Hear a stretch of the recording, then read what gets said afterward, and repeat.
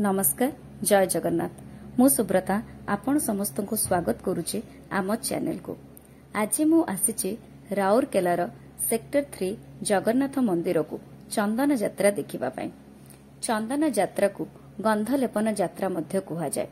जगन्नाथ मंदिरर यह सबुठु लंबा पूजा। चंदन यात्रा 42 दिन जाए हुए एवं यह दुईटी भागरे हुए।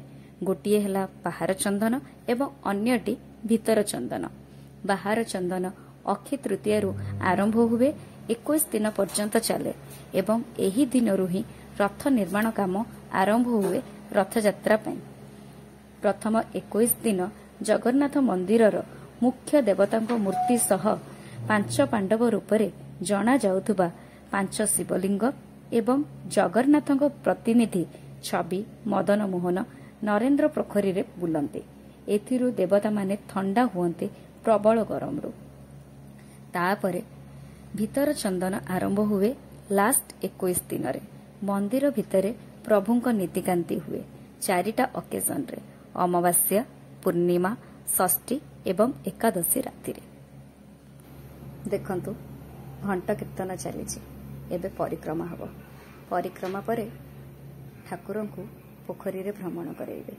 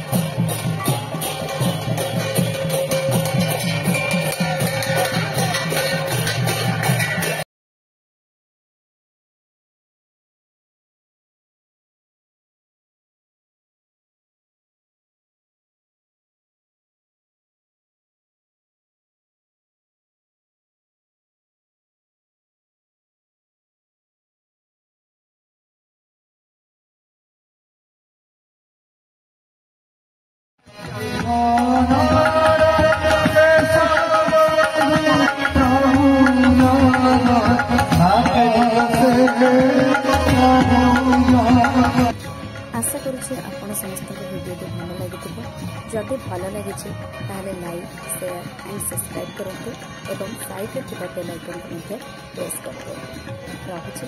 नमस्कार, जय जगन्नाथ।